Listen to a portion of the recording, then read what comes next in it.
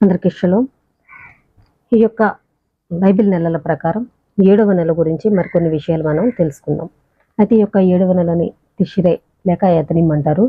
ఇది మొదటి రాజులు 8వ అధ్యాయము 2వ వచనంలో మనకి ఉంటుంది.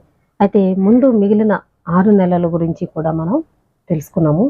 ఇప్పుడు 7వ నెలలో మరికొన్ని విషయాలు మనం తెలుసుకుందాం. ఈ యొక్క 7వ నెల 10వ తారీఖున మోషే 2 రాతి పలకలను తీసుకుని రావడం అనేది జరిగింది. అతడు 40 రేయింబగళ్ళు తండ్రితో కూడా ఉండెను. భోజనం చేయలేదు, నీళ్లు త్రాగలేదు. ఆయన కొండ దిగినప్పుడు ఆయన ముఖ చర్మము ప్రకాశించెను. అంటే 4వ నెల 17వ తారీఖున ఆయన 2 రాతి పలకలను పగలగొట్టడం అనేది జరిగింది. తర్వాత 40 దినాలు ఈ యొక్క ఇశ్రాయేలు ప్రజల నిమిత్తము పశ్చాత్తాపపడి క్షమాపణ కోరుకున్నటువంటి 40 దినాలు తర్వాత మరి యొక్క 40 రోజులు ఆయన ఆ యొక్క సీనాయి పర్వతం మీద ఉండడం అనేది జరిగింది. అంటే 82 రోజుల తరువాత మళ్ళీ 2 రాతి పలకలను తీసుకుని రెండవసారి ఆయన రావడం అనేది జరిగింది. ఇది నిర్గమకాండము 34వ అధ్యాయము 28వ వచనంలో మనకి ఉంటుంది. ఇది 7వ నెల 10వ తారీఖున ఆయన 2 రాతి పలకలను తీసుకుని రావడం అనేది జరిగింది.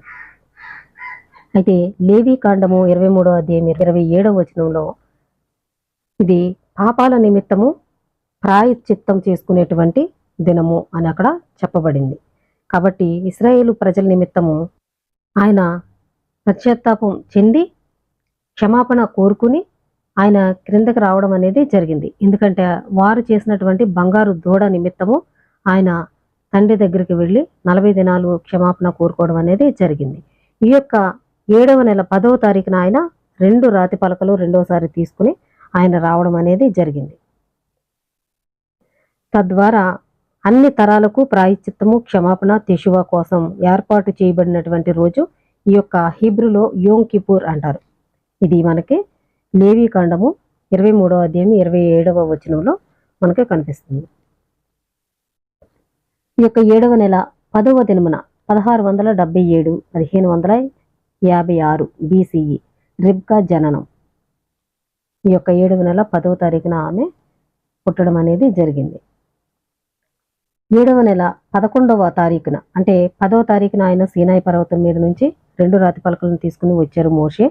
ఈ యొక్క 11వ తారీఖున ఆయన మామ అయినటువంటి ఇత్రో ఈయనకి ఒక సలహా ఇవ్వడం అనేది జరిగింది. సీనాయి నుండి వచ్చిన మరుసటి రోజు 1313 మరియు నీవు ప్రజలందరితో సామర్థ్యము సత్యాశక్తి కలిగి లంచగొండులు కాని మనుషులను ఏర్పరచుకొని 1000 మందికి ఒకనిగాను 100 మందికి ఒకనిగాను 50 మందికి ఒకనిగాను వారి మీద న్యాయాధిపతులను నియమింపవలెను. వారు ఎల్లప్పుడూ ప్రజలకు న్యాయము తీర్చవలెను. అయితే గొప్ప వ్యాజ్యములన్నిటినీ నీ యొద్దకు తేవలెను.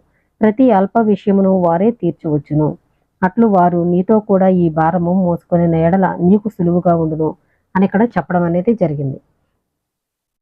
ఇది నిర్గమకాండము 18వ అధ్యాయము 18వ వచనంలో మనకి ఉంటుంది. అలాగే ఈ యొక్క 7వ నెల 15వ తారీఖున సుక్కోతు ఐగుప్తు నుండి రప్పించినప్పుడు ఇశ్రాయేలు ప్రజల్ని వారిని పర్ణశాలలో నివసింపజేసాడు.